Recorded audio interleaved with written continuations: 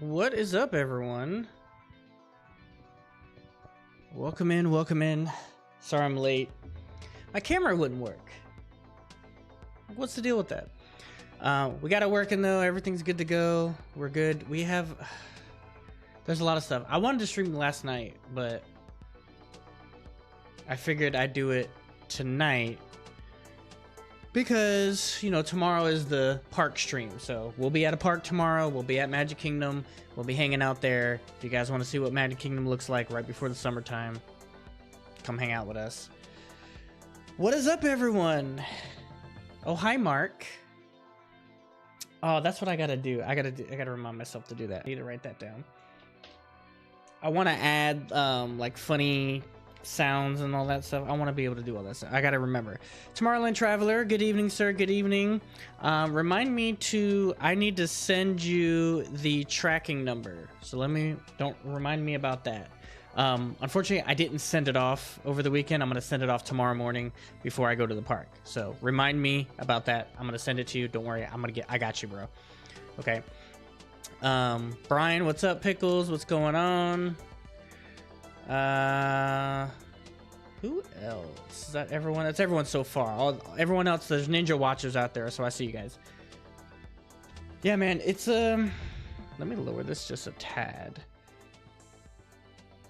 in my headphones. It's been crazy, man. It's been,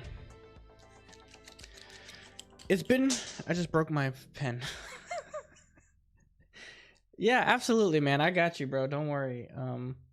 I didn't forget to send it. I just way everything was working over the weekend. I didn't get a chance to send it.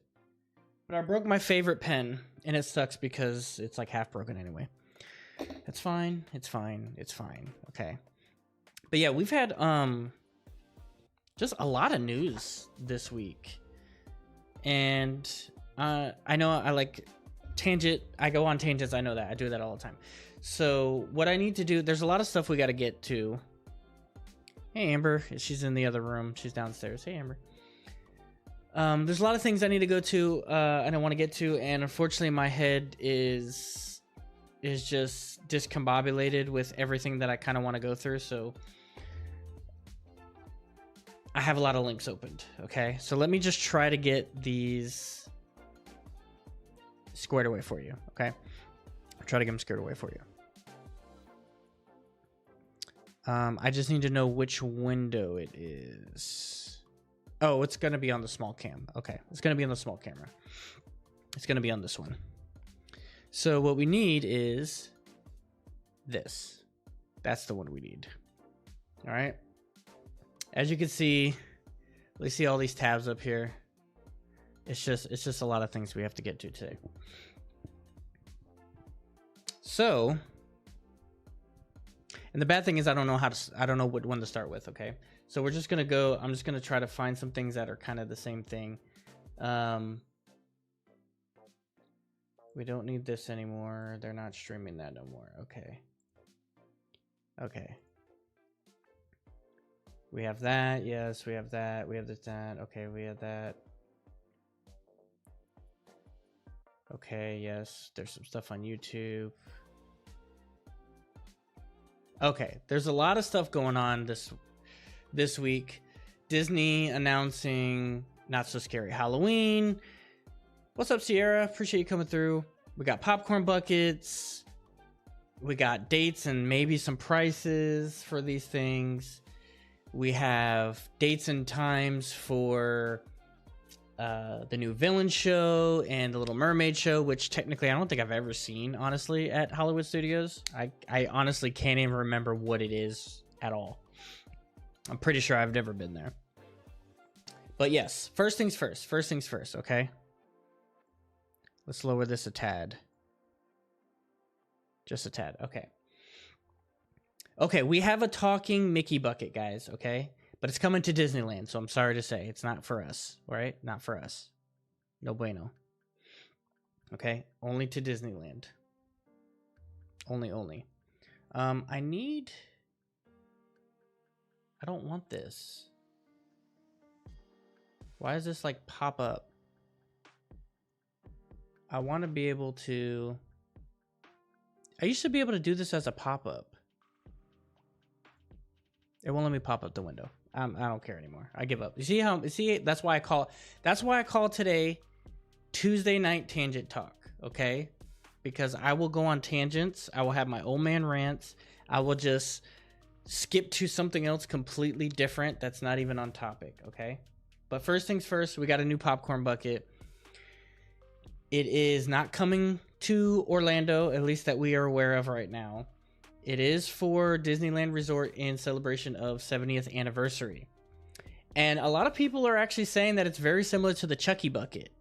The new Mickey bucket is kind of creepy. How long before it catches on fire? Hey, as long as you don't use it. That's the thing. With my popcorn buckets, we have the Chucky doll that talks from Halloween Horror Nights. We have the two new Star Wars buckets. We have the old Star Wars bucket. We got the Jawa sippy cup. I call it a sippy cup, but it's a Jawa drink cup. Sippy is for the kids. Sip cup is for the adults, I guess. So we have all those. We don't use them, obviously. They're just like collector's things, and we just leave them on the shelf as displaying and stuff. Which I need to. You love my old man rants. I know that. I know you like my old man rants. I can definitely veer off. But yeah, so I think I get your reference now for it catching on fire because of Epcot, but that's another thing we have to talk about too. A whole nother thing. So yeah, now Disneyland gets all the good stuff like they always do. Just because we have 4 different parks and 2 water parks and 3 Universal parks and 1 Universal water park. Oh yeah, and we have the toothless ones too. That's right. We have the toothless buckets. Disneyland gets all the good stuff, man. And I don't take kindly to that. I really don't. But it's a talking bucket. Not only does it speak, but he blinks his eyes, which is pretty awesome. And I want to see the video. Oh, it's right here. Here we go. All right. So we're going to do this. Where's my stupid music? Turn off. All right. Can I make this bigger? Hey, Mickey. Hiya, I'm Mickey Mouse.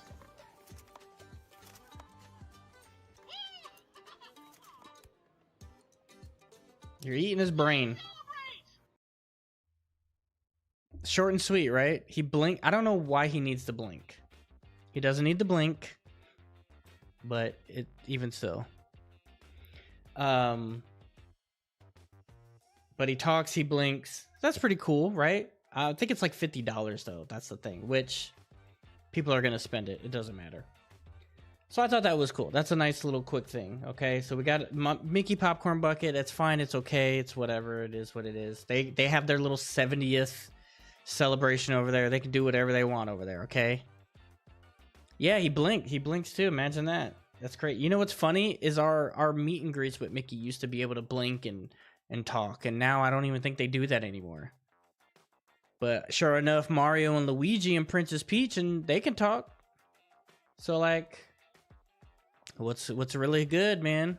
It's creepy. It is creepy. Imagine being asleep. Imagine being dead sleep, and all of a sudden you hear that Mickey start talking. And you know, like you always say, like, oh, this thing is possessed anytime. It just randomly, like your DVD player, Amber. Your DVD player just like opens up and then just shuts for no reason. And you say it's like, oh, it's possessed. That's what this thing is going to do at like 2 a.m. when you're dead asleep. So be careful. Don't buy it. Or buy it. I don't care. I hope you get haunted by the Mickey bucket. What do I care? Okay. Boom. We got something for us, guys. Look at this bad boy. Disney villains unfairly ever after. They always not taking accountability for their actions, I must say. And then Little Mermaid and Musical Adventure showtimes announced. So yes, I can't wait for this. So website now displays the showtimes for both, which will debut on May 27th. So both of them will be debuting on May 27th, which is awesome. May 27th. Let's see what May 27th is.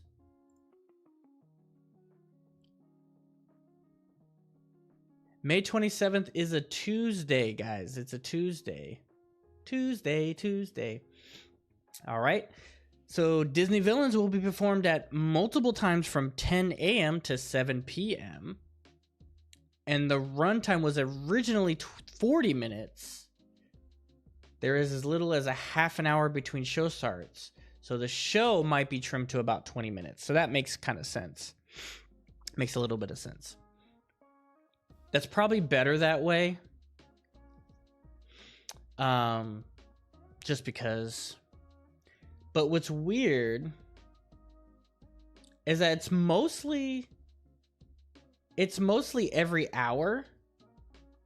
But then for some reason between 12 and 1, between 12 and 5. Between 12 and 5, it's every half an hour. So right at the beginning, the early shows, maybe they just assume that more people will be at the park between these hours to kind of filter through people in and out, I guess. Yeah, I hope this show is really good. I can't wait for it either, Amber. I think I would assume it should be good. But I don't know. I can only assume, just because with Epic having their shows being pretty good, and usually their shows are good at, Beauty and the Beast, Indiana Jones, like their shows, PhilharMagic, their shows are usually, at least good.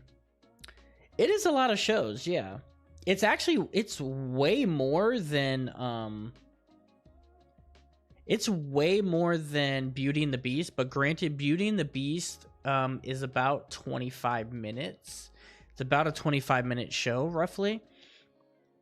And they have to have time to let everyone leave, so that takes about like 10 minutes for everyone to leave and all that. So sometimes there can be, breakups. Same thing with Indiana Jones. Indiana Jones, however, has a lot of set movements, so there's a lot of moving pieces.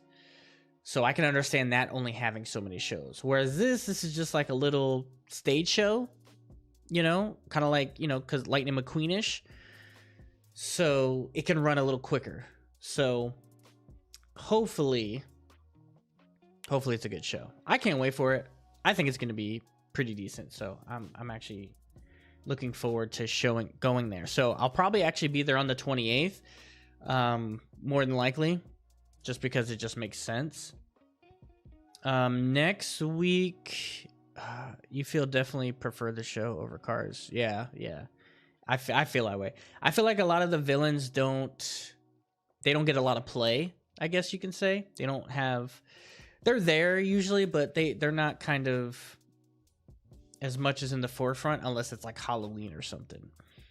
So this is a nice little place to like get all the villains there and have a cool little show and stuff. So hopefully it's a pretty good show. Oh, so we have the description too. Excuse me. Enter the realm of the magic mirror where dozens of villains are trapped. So they're trapped in a mirror. Why are they trapped in a mirror? See, this already doesn't make sense to me. They want the mirror to reveal the truth. Which villain has been treated the most unfairly? Oh, I see what it is. Okay, this is what we're doing now, the villains. No, I was oppressed the most. It feels like the real world out here. Jesus, everyone wants to be oppressed. I was oppressed the most. Watch Cruella, Captain Maleficent present their cases on stage, persuading the wicked wisdom and wise crowds. Will you be swayed by hijinks and humor? It's a spellbinding show, moving music, and most memorable finale where you decide who has been treated most. Oh, so we get to pick?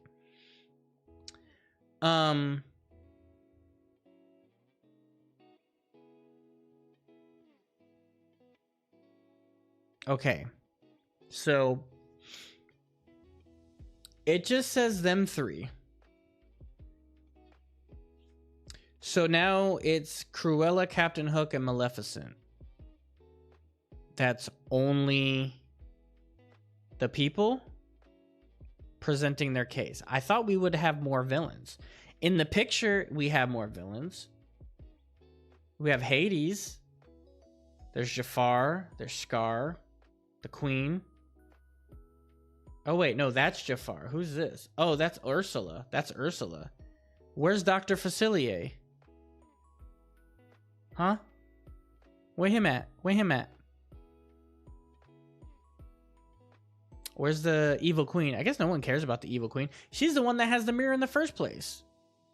It sounds like a pretty good concept, and it's, you know, not going to be like scary or whatever, but I will say if it has like kind of the jokey stuff similar to Frozen at Hollywood, I feel like it'll actually be cool. Like, we need kind of like the adult humor a little bit in there as well. But this only says them three, so maybe they have cameos of the other guys, but it's just mainly them three. We don't know. We have to see what's going on here. Yeah, I would assume it's going to be live actors, Mark. Yeah, I'm pretty sure. At least these three, I think at least these three will be live. Pretty sure. They're definitely not going to be using animatronics. And I highly doubt that you're going to use just nothing but screens. That would be just a boring show. Even the cars thing had at least Lightning McQueen like in the middle as like a practical thing. So I'm pretty sure live actors. You feel like YouTube may block this one live like it does Frozen? Maybe, but it depends on what kind of like copyright music they have. I would assume. I'm trying to think because not every evil person has a song. So if they're singing their own song like Cruella de Vil, or like Scar comes out, or Scar is on the screen and he does his song or something like that, they might copyright it. But, you know, we won't know until we try when we get up there and actually do it. So there it is. So I hope it's not just them three. I hope they at least have other people there, but again, we have to see what they're gonna do. Okay, so we'll figure it out in 2 weeks. We'll be there in 2 weeks. Now, the Little Mermaid musical adventure replaces Voyage of the Little Mermaid, which I have never thing. Will perform continuously from 9:15 to 7:15, so a little longer. Watch as Ariel follow her dreams to be part of the human world. This Little Mermaid adventure is brimming with familiar moments like encounters with King Triton and Ursula and stirring scenes. Throughout Ariel's journey, get swept away by amusing musical numbers like Part of Your World, Under the Sea, Pouring for Your Souls, Kiss the Girl, and more. This fantastic tale is enhanced with stunning set pieces and cutting-edge effects that capture Ariel's magic. So this one, Sierra, is probably going to be copyrighted. I'm pretty sure. Because it actually says that there's musical numbers, just like how Frozen is. So I'm pretty sure this one's going to be copyrighted. This one, I don't think so. Unless they actually do their songs. So this is basically the musical version of the Little Mermaid ride. Basically. Which technically I've actually never seen either. It doesn't say anything except that these are the times for it. It doesn't say how long it runs for. And it doesn't say the actual times, which is interesting, but I'm sure we'll get more information when it comes out. Probably next week we'll probably get more information. So there you go. Both of these two showtimes announced. I can't wait. We'll be there on the 28th when both of these things open up. We'll go to both of them. I'm not sure if we'll go to Mermaid during a stream, but we will definitely record those and post them on the channel and see if we get lucky with if we can get them in there, right? So we'll get those. So that is taken care of. So boom. You think puppets are involved?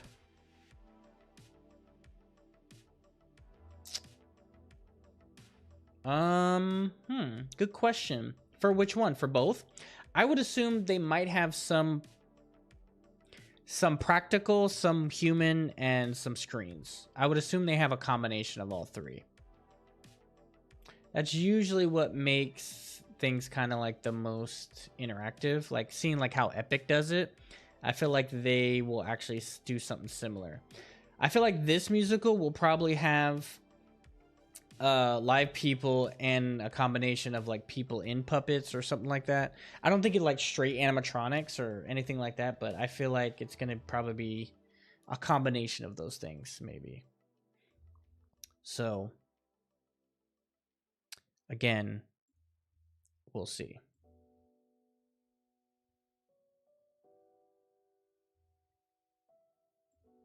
Okay, there we go. All right, so we'll see about that.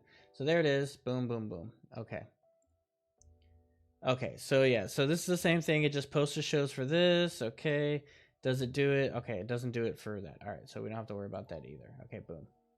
Yeah, we know about that. Okay, Ariel's there. The first look. Okay, so yeah, we don't need that because we have the other video.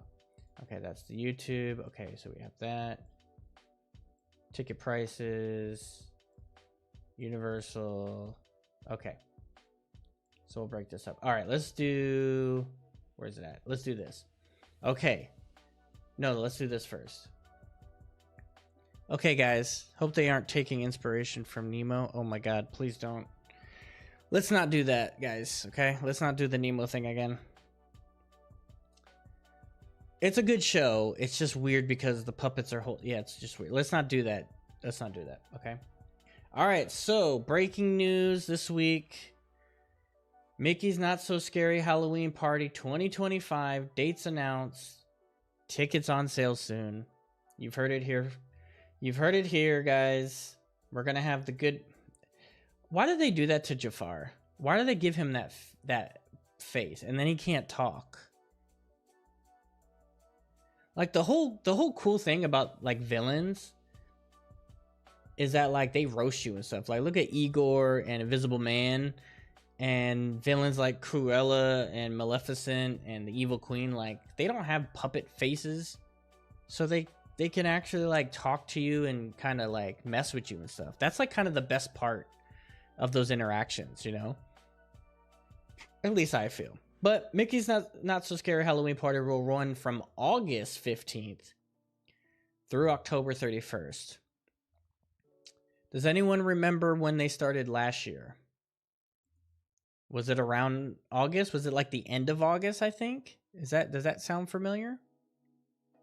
They might. I'm not sure. But August 15th, they're going to be pretty soon. It's going to be June, July, you know, before when we get these tickets. So the event will only be offered on specific weekend and weekday nights. All right. So let's check this out again. Let's get the calendar back up, guys. Okay. Let's get the calendar back up. Let's go to August. Got it. August 15th, 17th, 19th, 27th, 22nd, 24th, 26th, and 29th. So we have the 15th, which is a Friday. 17th, a Sunday. 19th, a Tuesday. Then another Friday. Then another Sunday. Then another Tuesday. And then another Friday. Interesting.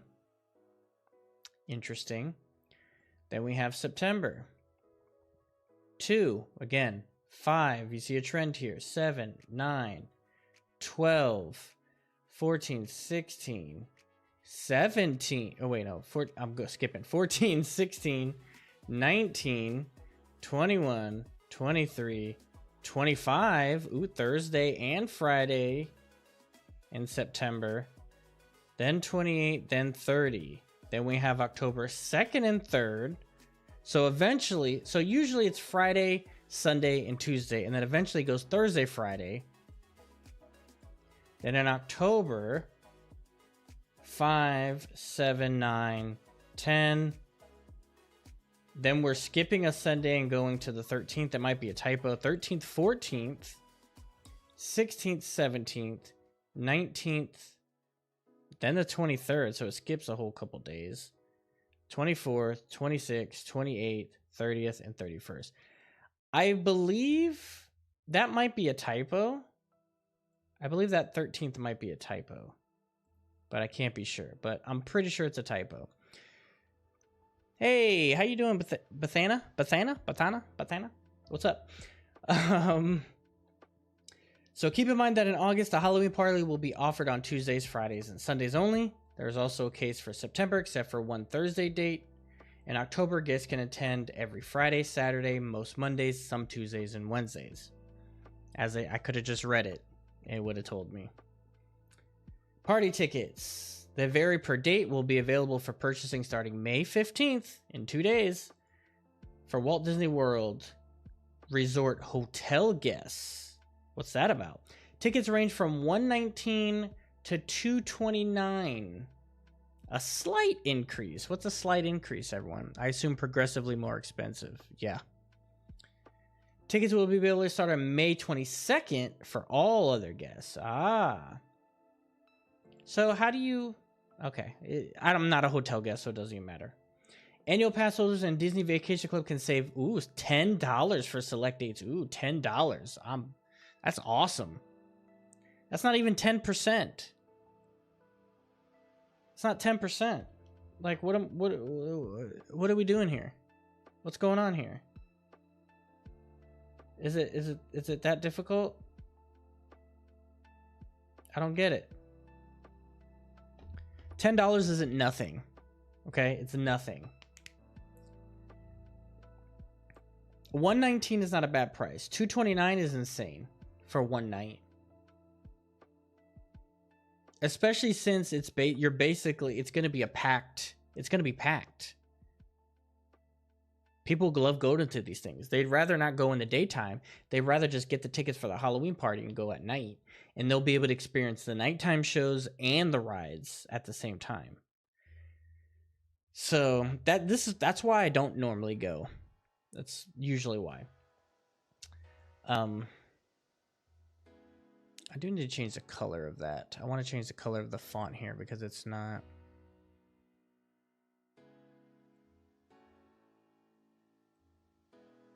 See, this is where I go into like...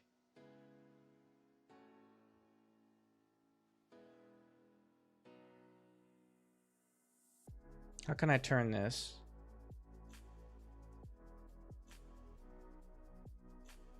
That's not a filter. Where's the transparency on this thing? I want this darker. You got Geo 82 reservations? Wait, wait, Geo 82? I've heard that before. What is that? If they like to just control the crowd numbers. If they would just control the... Yeah. You know it's all about profits, bro. You know it. You know it, bro. You know that.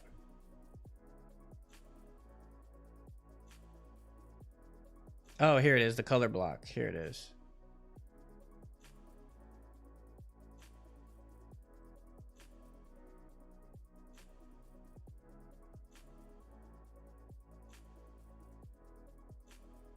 There you go. That's a little better.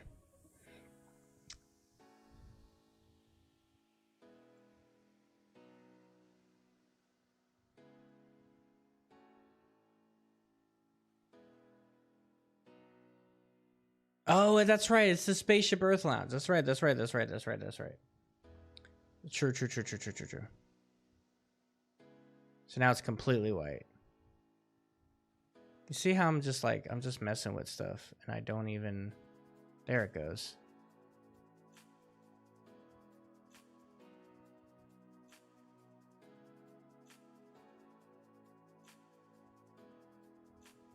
Okay, and then the chat box, I need to change the color. Text color.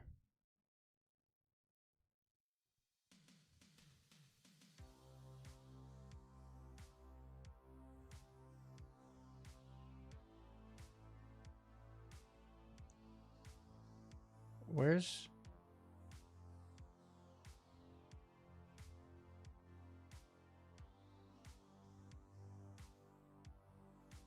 Okay. When it... Oh, you got it reservations today. When is it for?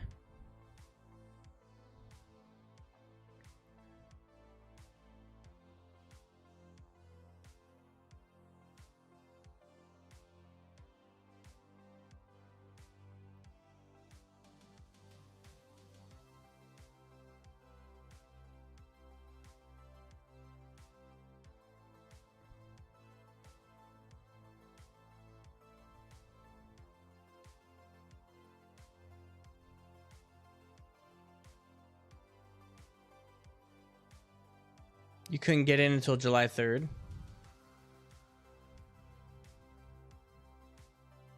Oh, there we go.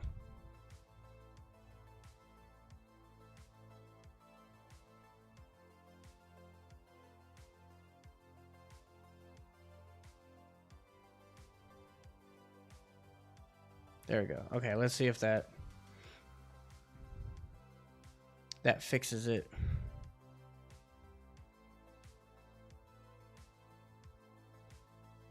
Okay. July 3rd.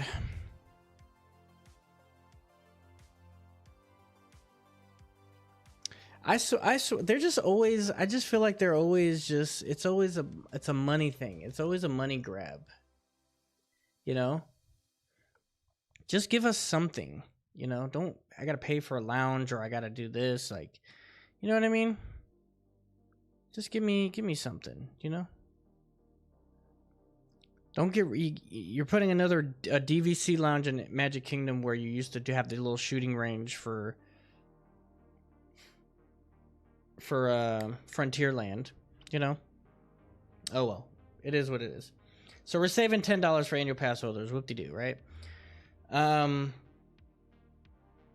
Okay, other announcements shared, including confirmed entertainment offerings for the party, a new look for Jazz Skeleton, pricing increase higher end of party tickets. Yeah. Blah blah blah blah blah. Okay, so let's check this out then. Okay, so we have apparently events, right?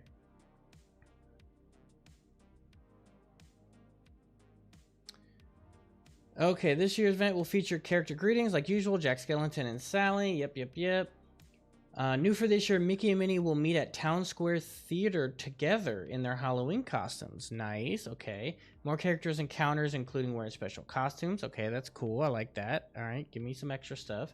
Mickey's Boo to You Halloween Parade will return, performing at 8:15. The parade features a procession of Walton Ghosts, villains, Check out our parade from 2024. Yes, so they have the 2024 parade. And then they also have the Hocus Pocus Spectacular, which I like. I like that Hocus Pocus thing. We got the Sanderson sisters. There's Hades, Cruella, Jafar, Dr. Facilier, which is the only time they let him out, apparently. And then the Evil Queen. Okay, they have that show too. Cinderella's Castle will also transform into a projection show. Disney's Not So Spooky Spectacular. Guess we'll see Jack Skeleton transform Cinderella Castle into a haunted house with Zero leading Mickey and Minnie. Okay, the show will feature projections on the castle alongside fireworks. Yep. The villains feature in the show is Ursula, Queen of Hearts, and Oogie Boogie. Okay, then they have the show from that, sir. In addition, a new dance party featuring music and moves of Zombies 4, Dawn of the Vampires, and Zombies fan favorites will debut this year. Is this on like the Disney Channel or something, I assume? I assume this is on the Disney Channel.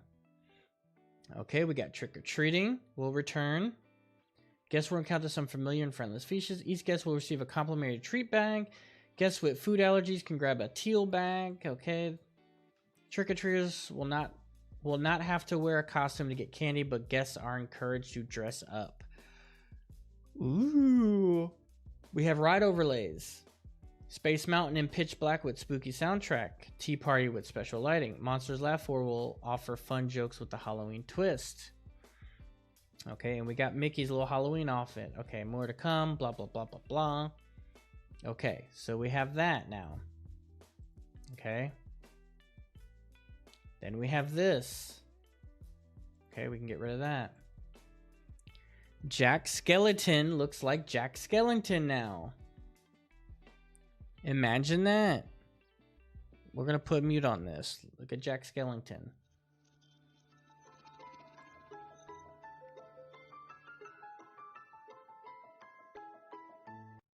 Cool. Jack Skellington, everybody. Yay. He actually has a round head instead of whatever that football thing was. Looking like Arnold facing sideways with taco neck syndrome. So there you go. Jack Skellington looks like Jack Skellington again. Isn't that lovely? Better skull head, yeah. Yeah, the skull head is way better on here than it did.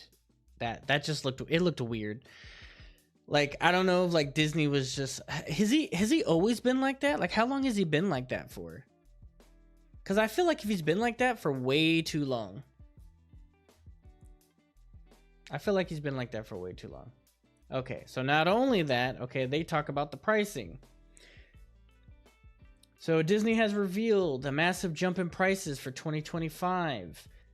While the lower end tickets range remained the same, the upper end jumped $30 from $199 last year to $229.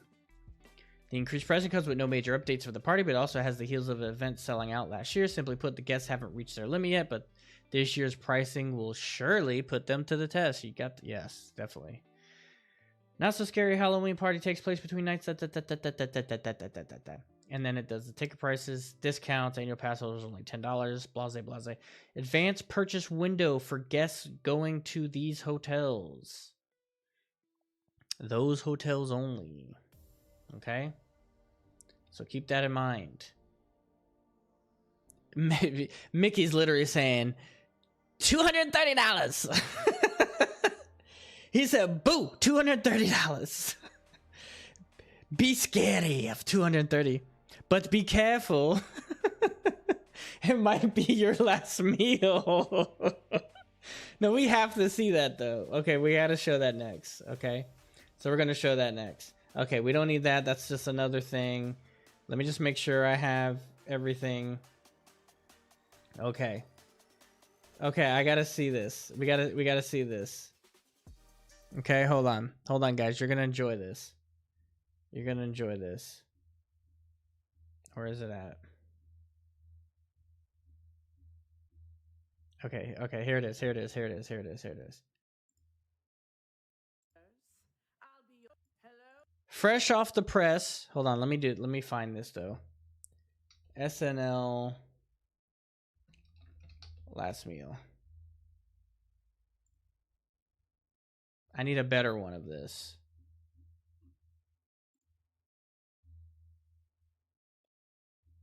I want a better one of this one because it doesn't show like the intro part.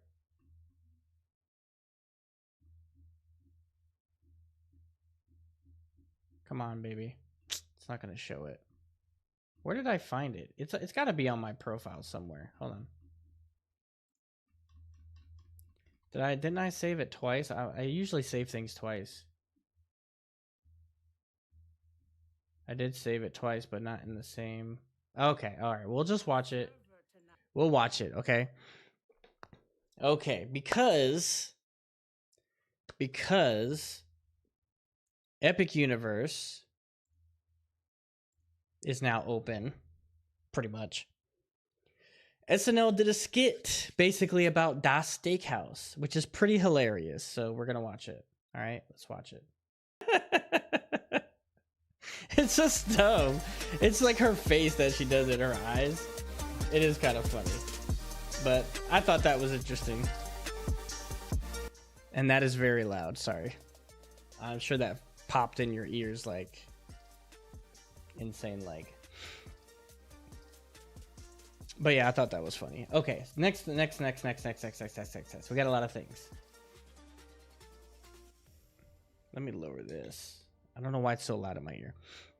Okay, so we have a complainer. Okay, we have someone who wants to complain. Let's hear them out.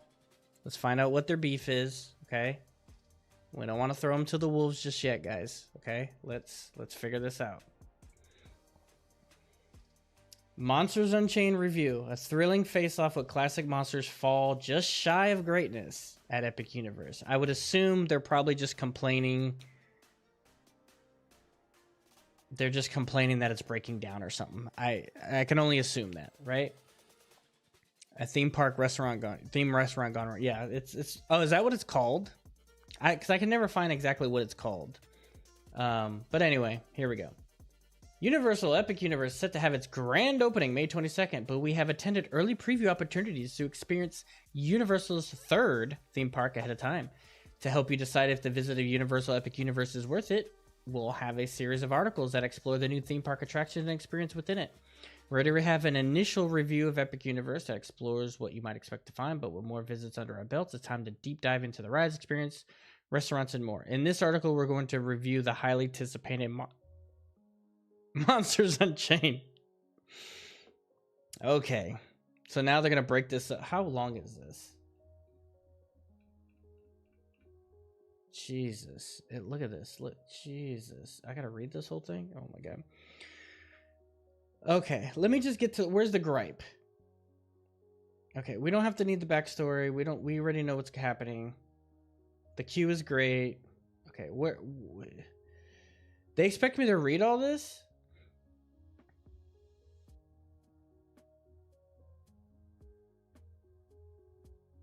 I don't read anything. Okay, they're just basically literally going next. Pre-shows. Okay. Okay, you're going to give the whole synopsis. You're going to give the whole synopsis. Okay. Okay.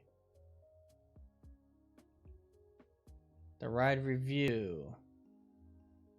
They're literally tell you the whole thing.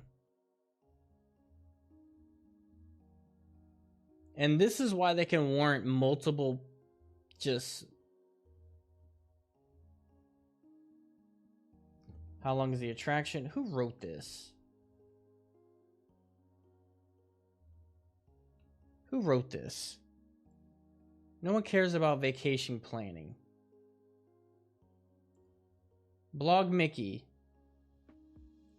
Blog Mickey. Why is this an hour long? I don't want to read all this. I'm not reading all this. Why does it fall short of greatness? Just tell me. Just tell me. I don't want to read this whole thing. You literally spoil the whole ride by reading. No one wants to read the whole ride. They might as well experience the whole ride. Okay, let me see here. Let me just see. Overall, Monsters Unchained is the one ride that I want to ride over and over again. The ride system is dynamic and thrilling, and a buffet of audio animatronics create a visceral feel throughout the ride, and it works really hard to immerse you. Unfortunately, the set finishes and unfinished warehouse areas just leave so much to be desired.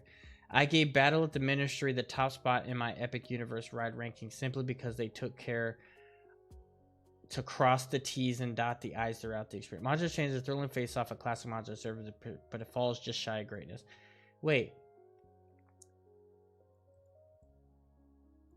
The set finishes and unfinished warehouse areas?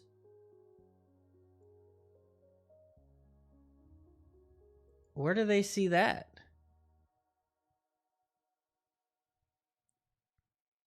That lets you just hear them out-ended quick. Wait, that lets just hear them out. Oh, yeah. Listen, I'm all for hearing someone out, but there's a point where I'm like, oh, I made a mistake. And I tune out so quickly. You know what's funny? Because I'll ask somebody a question. I'll be like, oh, hey, what's going on? What's this? What's that? Or whatever. And then they start going off. I'm like, oh, man, I made a mistake asking them that question. Now they're going to talk for like an hour. And then I got to act like, all right. And I don't know why. I just, as soon as I become disinterested, it's over. Like, I have to be like, oh, okay, yeah, all right, cool. I try to like still be in there, but once I'm disinterested, like I do that to everyone. I even do that to my sister. I'll start talking to my sister, and then I'll end up asking too many questions or end up talking to her for like a little bit too long and say one thing. And then she'll start talking, and I'm like, oh, crap, now I'm disinterested. And now I'm like on my phone and looking through. With how amazed Universal's customer service has been, no one will make me hate them. They're pretty good. I really say, like... Which brings me actually to another point, which is why the title of the thing is called Tickets Refunded. So... when we went last week, there were rides down, there were things that were happening, and, there was a lot of things that was happening that they didn't tell us about. And so we contacted Universal, and they gave us our tickets back. Basically, we get to reuse our tickets. So now we have an extra day, basically, to the park that we can use up until, like, from September to, like, November or something. Because this whole summer is packed, basically. So yeah, sometime after the summer we'll be able to go back there and probably do another stream and ride some rides, and we'll probably do express passes, next time. So we'll be able to get on everything quick and everything. So yeah, that 7th day, everyone, we saw a lot of complaints on the groups, on the Facebook groups and everything, and they were telling us that, you know, that we were able to, you know, talk to them and possibly just get a free day because of all the things that were happening. And normally I wouldn't have an issue because the issue was that they didn't really tell us. It was just like we had to find out that day that Donkey Kong was going to be down the whole day. Fire Drill was basically down the whole day.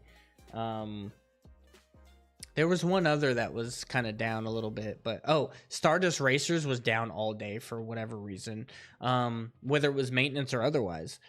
But, you know, if they would have told, now they're starting to post it on, you know, on their sites and everything. But if they would have told us ahead of time, like, look, today, this, and this is going to be down. Then, you know, if they told us ahead of time, then they wouldn't have had so many people calling in, complaining and getting another day.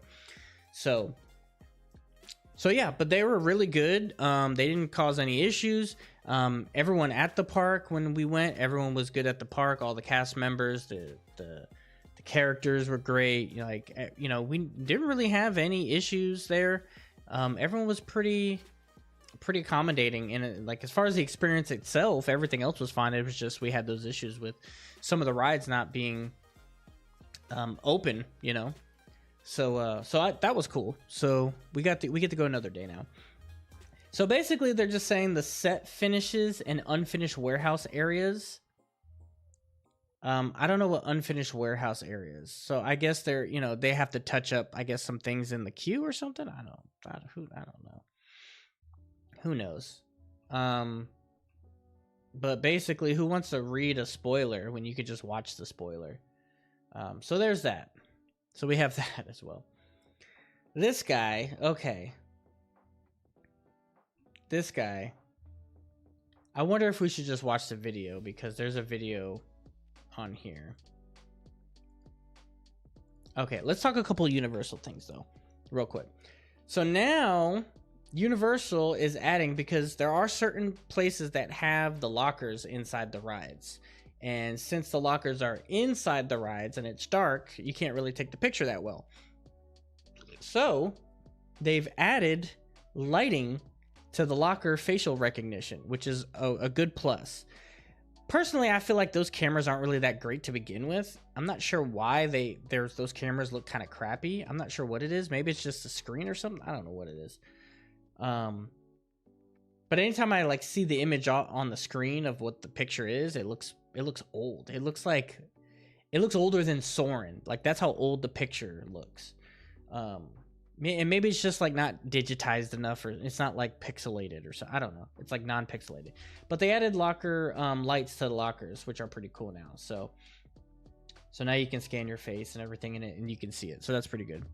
Hey Doug, what's going on? If you had to guess, when do you think Epic Universe will be added to Universal Studios Park to Park? That is a good question, and I cannot wait for that, because we have annual passes. I would suspect, since it's opening in May, since it's opening this month, I feel like they're going to give themselves like 6 months. So I feel like at the beginning of the year is more than likely going to be the dates that they set that for. Unless they do not get as many ticket sales as they think they're going to get. Because the reason I say that is because that's kind of what they did with the annual pass previews. They had, you know, first they did like cast member previews. Then they did annual pass previews, and then they added it to everyone for the previews before it opens. And it could be because that they assumed that either more people were as many pass holders as they have. They assumed that everyone was going to try and get tickets, or they assumed people were going to get multiple tickets, or they just didn't plan it. That's what I'm thinking. Like, either they had the annual pass preview for too long, and they just couldn't assume that everyone was going to buy tickets for that long of a preview, because the previews has been for at least like a month almost, right? The annual pass previews. So I guess they figured in that month they would have more people, but since the pass preview was so long that, you know, we can't buy 3 days of tickets, maybe 2 days, but so then they opened it up to more people so more people could buy tickets before it opened. Which kind of gave them which kind of is like a gift and a curse. It's like a double-edged sword, because now they're still in preview, they're still in technical rehearsal. So a lot of these rides are either going down or they have to shut them off for maintenance. Like right now, Ministry of Magic is down for maintenance until the 16th. And so people are complaining that they're not able to ride certain things and they're paying full price for a ticket and blah, blah, blah. So I feel like what has been happening now, I do feel like it's going to be around January. I don't know if they're going to do it before then. I feel like they're going to probably, because right now, you know what? Let's check actually. Can we check the tickets? Let's check the tickets. Let's do Epic Universe. Yeah. I hate when it does that when I hit tab. I swear to God, it's the most annoying thing ever. Who does that? I'm trying to hit tab so it gives me the thing. Every time. It really depends on how many tickets they're actually selling. Can I get tickets? Can I get tickets? Can you give me tickets? Yeah, can you give me tickets? Find tickets. Explore tickets. Just give me the tickets. Tickets. Okay.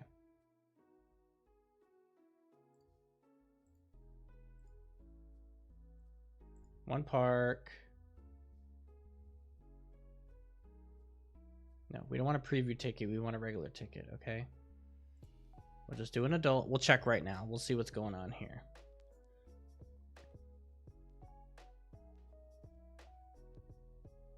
Wait, there's tickets right now? There's tickets available? That's the other thing too. I think what they're going to end up doing is if you want to add on the Epic Universe, it'll be like either prorated or they'll just... it'll be like an extra $200 or something like that. Or you just have to pay the remainder, or they might just add it on, and then the next time you renew, they'll add that price from when you added it on, prorated to the new one. So I'm sure they'll have options because they'll want people into the new parks. But there's tickets right now? How is there tickets right now? I thought all these tickets were sold out. Amber alert. What's going on? What's happening? We got tickets. Okay. So they have tickets all the way up to November. Okay. Nope, December. They have them all the way to December. $200 for December 31st for New Year's. That's pretty crazy. But so it's really going to depend on how many tickets they're able to sell throughout the rest of the year. If they can sell a decent amount of tickets, they might not add it on until at least January. But we don't know. Maybe we get to October and they say, you know what, we're gonna add this to annual pass now. You know, so it really just depends on how many tickets they're thinking they're gonna sell and how much they actually sell. So, but there's tickets available. What's going on here? What's happening? Amber, you got to get on this, bro. What's going on here? Let's do this. Let's try this. There's tickets available. Those cats are always fighting, bro. I don't get those cats. There's tickets.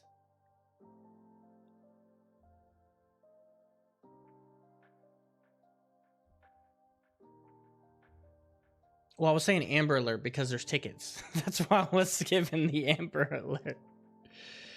I don't like that chat color, actually.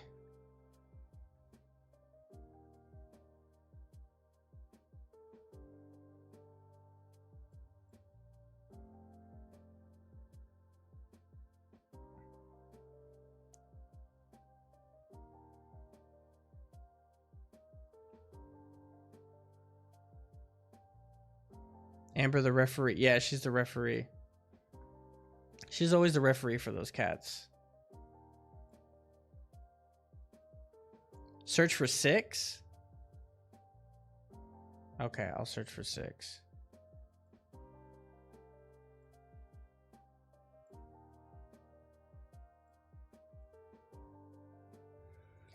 Search for 6. All right, we'll search for 6 tickets. 3 adults, right? 3 adults. Yeah, we got tickets. There's tickets available. So we could. You got still tickets available. So yeah, it just depends on how many tickets they're going to be able to sell and everything. So there's that. This we need to talk about because I'm not sure what's happening here. Okay. Now they're both chilling. Universal confirms virtual line may be required for entry into Epic Universe worlds. Why? I have no idea. Let's find out. Is this another hour long? Okay, it's a quick one. Okay, it's a quick one. We can read it, guys. We'll be able to read it. Okay. Universal gears up for the grand opening May 22nd. Reports have surfaced regarding the potential implementation of virtual lines for accessing the park's themed world. We're uncertain when this information was first made available, but the official Universal Orlando website states that the virtual line may be utilized for entry into the theme worlds within Epic Universe. They must have released more. That's probably what it was. They probably released more. According to the website, I like that website, the website. Virtual line return times may be used for various experiences, including select attractions and entertainment throughout the resort, as well as world entry into Epic Universe. Be sure to check the app for more up-to-date details. When Epic Universe was first added, it displayed virtual lines for Super Nintendo World, Dark Universe. Wait, it did? And Ministry Aliberg? Really? However, this mention was removed from the app shortly after. Oh, when it first happened, they did that and then they removed it. They got ahead of themselves. With the Universal website now indicating the virtual line may be used for inter-theme park worlds, there's a real possibility that guests may need to secure return time to explore sections of the park, at least during peak periods. Epic Universe is a unique design where each world is themed in portals, creating and trading entrances and presenting potential challenges. The park's layout requiring guests entering and exiting each world to flow in the same direction. Bottlenecks could occur, especially when the park officially opens. And conversely, the portal concept also gives Universal the ability to easily manage capacity by temporarily closing access to specific worlds when they reach their capacity. Let's see, that makes sense. Can they choose a portal when yeah, that's what they're saying. Yeah, they can probably close a portal. Like, all right, there's too many people in Super Nintendo World. Let's chill out for a minute. At this time, Universal has not definitely stated that a virtual line will be placed for world entries. The official stance remains it may be used if deemed necessary, quite common for highly popular rides. To implement such measure, Universal has used virtual line system for entry into Super Nintendo World, at Hollywood, and Japan to manage capacity. And a way to kind of do that is do a virtual queue for like the actual ride, like for Monsters Unchained, and then they're like, okay, so they did that. Disneyland actually did this for Avengers Campus. So when Avengers Campus first opened, they had the Spider-Man ride there. And in order to get into the Avengers Campus, you had to have a virtual queue for Spider-Man. So at 1 o'clock, we got the virtual queue for Spider-Man. Boom. We were able to get into Avengers Campus. So as soon as we had the virtual queue, it didn't even matter what time. We showed them we had a virtual queue, and they let us ride into Avengers Campus, and we got to experience Avengers Campus. Something like that could be utilized for you entering certain worlds, certain portals. Having said that, Universal doesn't really do everything the exact same that Disney does, so there may be a different way of kind of getting all that squared away. They may just do it for the actual portal and not for the actual ride, which would be weird. I'm not sure how they would do that. It'd be kind of interesting to see what they do. So we'll see. We'll see how it goes. Hopefully it goes smoothly. Usually when doing new things like this, you know, it doesn't usually happen the way that they expect it, you know, the way it works, you know, so it's we'll see. We'll just see. Okay. Speaking of that, Das Steakhouse, they added outdoor seating now. So now we have more seats. And as you can see, the front door is right here. Let me just boom. We got the front door right here, Das Steakhouse. Let's just play back speed a little bit quicker. This guy's taking too long. You got the front door. There's the kiosk. There's two ways. Like the exit's right there. You can go around the back to where all the seats are, or you can go this way, and this is where the where you order your food or you order your drinks. There's going to be a line. And God forbid there's going to be a line. It's going to be crazy. You already know. And right here is where you would be able to order food or order drinks. I think actually right here might be just drinks. And then what'll happen is you'll sit down and they have the QR codes, and then you'll be able to like order from there. I'm not sure how exactly they're going to do it, but there is both ways of doing it. So yeah, you just come around this corner. There's all the seating. There's seating to the left, and then more U-turn to the left. And then there's a whole bunch of seating to the right here. Okay, and then you have the drink fountains right there, right? Now, on top of that, past these, and basically where you entered on this side, and now you're coming out the back.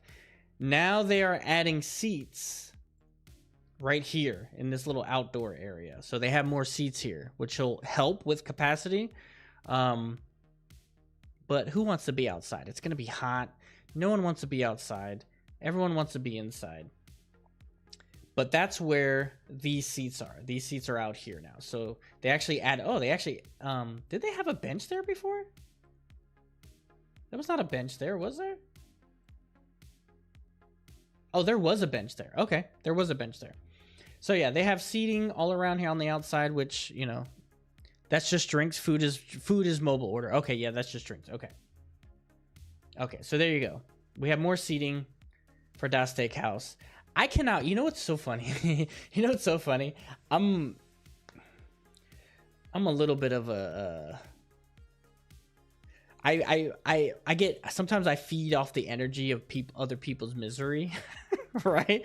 I'm sadistic that way, but I just can't wait to see streams on the 22nd and see how many people they are, and see like everyone, see the wait times, and see all those people just like being crowded, and they're smelling everyone's BO, and they're just all just, it's all just, they're like sardines everywhere. It's just like it's like a big pack of sardines. I can't wait to see it. I think it's going to be kind of hilarious. They do need it. It's crazy how empty the place was when we went. Oh yeah, that was crazy. When we went, it was like almost, it wasn't like empty, but it was like 60% empty at least. Like we didn't have any issues getting on things. We rode everything we wanted to ride. We were just chilling. We weren't rushing. We were just experiencing the park. 2 weeks later, last week, you could tell there was a major difference. Das Steakhouse was packed. Friggin' rides were going down. Rides were like twice as long wait times. It was pretty insane. I must say, it was pretty insane. So it's good. it's good to see that they're adding more seating. We haven't really ate anywhere else except for we always go to Das Steakhouse, I guess. But I'm not sure what the other places look like, so I would assume they would probably have more seating if they can fit it. But one spot that just needs it, that tavern is so small, it's insane. It really needs to be a little bit. It really needs to be a little bit bigger. But yeah, they're adding more seats. Okay, so there's that. This is actually something I might agree with. This is kind of a short thing, so we can read this. This is from That Park Place. They also have a YouTube channel. Not bad. Not a bad channel. Wait till capacity. I'm telling you, when capacity hits, it's going to be crazy. I would like to think that Park Place... I mean, I don't say I would like to think. Taking in that Park Place, it feels... They give a lot of criticism about the parks. Disney in specific, Disney in general. However, I don't think it's coming from a bad place. I feel like it's something that they loved and when they were kids, and now they feel like the park has changed into this corporate greed park. I guess is the best way I can say it. You want to eat at Fry Grill because the menu looks great. Oh, yeah, that's right. We got to get there. We do. All right, Tomorrowland Traveler. I'll see you, man. Appreciate you. I'll get that out to you tomorrow too. I feel like they come from a genuine place. Like they want their park to do well. They want it to feel like it felt to them when they were kids and stuff like that, right? So I get where they're coming from. Now, sometimes it can come off a little, like, I don't want to say excessive, but it can come off a little bit more than constructive criticism. Sometimes it comes almost as I don't want to say Karen-ish, but it can come up. The epic food and drink prices though, it's a little, yeah.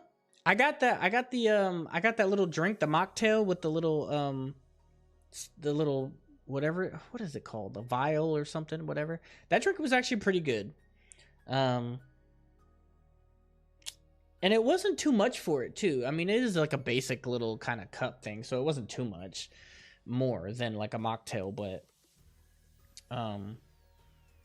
yeah, some of the price, it's, all the prices are going up everywhere, so it's kind of like, what are you gonna do about it, unfortunately? Except for bring your own food, that's the only thing you can do. But I feel like that Park Place, I feel they do come from a genuine place. I feel they just want the park to kind of feel like it felt when they were there, but unfortunately that's, things don't usually stay the same like that. Everything changes for a reason, whether it's good or bad. And then I do feel like they can sometimes criticize Disney a little harshly, I guess. But I know it's not coming from kind of like a bad place, but it can sometimes look like they are pretty much like crapping on them. And sometimes it is warranted, I will say, but I like to feel like a glass half full type person. But I'm not holier than thou to where I can criticize something when I see something kind of blatant, right? And you feel like the prices are comparable. We got nasty school pizzas, our high school, and it was, oh yeah, we did. Where did we go to? We went to the pizza spot on Sunset. Was it Sunset? Over there by why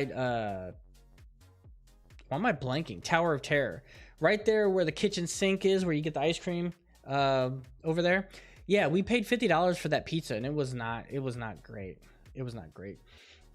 So yeah, I mean it's kind of give and take, but I do feel like the food in Epic is probably a little better. Granted, all I had was the steak pretzel, the garlic steak pretzel.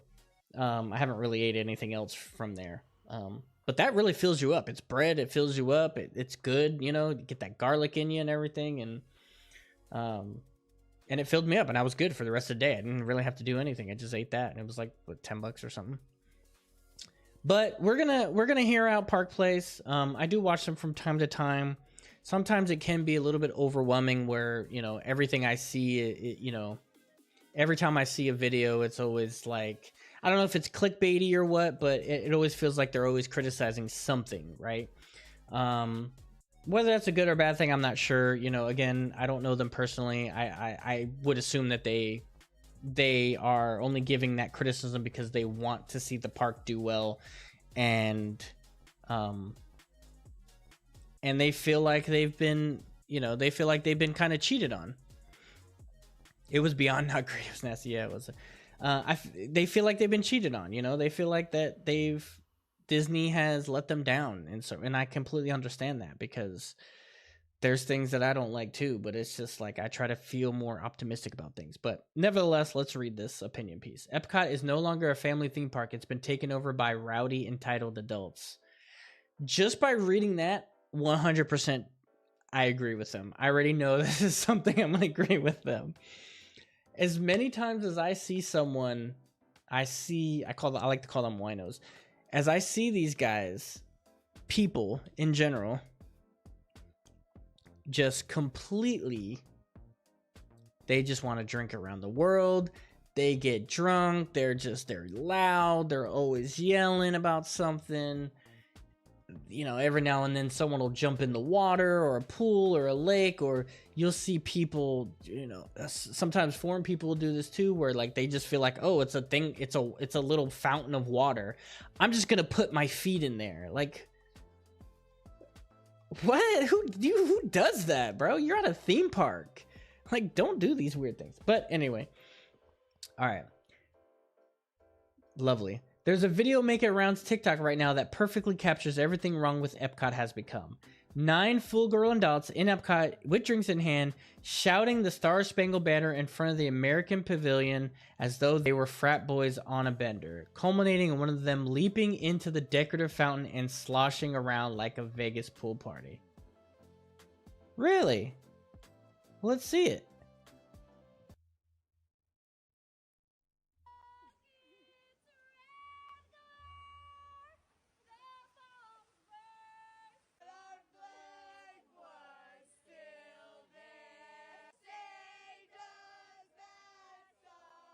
This is so cringe.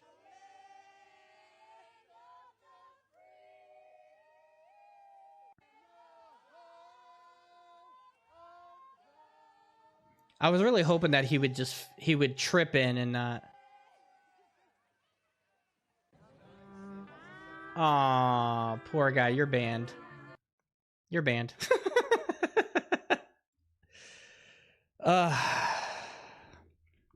People.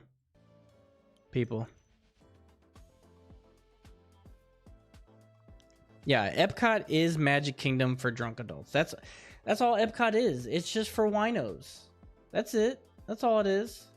They were ejected from the park, likely trespassed, but the damage is already done. This isn't a one-off. Oh no, it's not even rare anymore. That's right. It's a natural byproduct of Disney's deliberate decision to transform Epcot from a place of cultural curiosity into an open-air cocktail crawl. I 100% agree with this. Walt Disney envisioned Epcot as a community of tomorrow. Disney Imagineers laser turned that into an educational family space, a place where parents and kids could explore the world together, talk to cast members from faraway nations, and learn something meaningful. Today, Epcot is a playground for boisterous adults who think drinking around the world means acting like toddlers in a tailgate lot. Couldn't say it better myself. And they didn't even realize how stupid they looked. 100%. They looked completely... Yes. A word that I like to use. And let's be honest, this isn't just about one viral video. Yes, it's about a pattern of increasingly unhinged behavior. There was the man who scaled the Mexican pavilion pyramid several years ago after rousing around a drink around the world. Oh yes, I remember that guy. Not to mention reports of adult guests weeping, staggering, shouting profanities, and losing control in public. Yes, I personally witnessed a grown man in the Japan pavilion expose himself and urinating into a bush before wandering off unspotted by security. Wow. Another time I heard an adult guest screaming, "Big booty," across the lagoon, and it was Mardi Gras. Like it was Mardi Gras, not a family theme park. We also saw one person got bet. How much did he get bet? Like $10,000 or $1,000 to jump in the lagoon at Epcot. And he jumped in right by the Italy pavilion. And he was since trespassed. I hope it was worth it. Kids seeing their first drunks at Epcot. Yeah, well, sometimes they see it at home, but, you know, it depends on who they're with. But yeah, probably. If it all sounds more like Bourbon Street than Disney Park, that's because it is. Yes.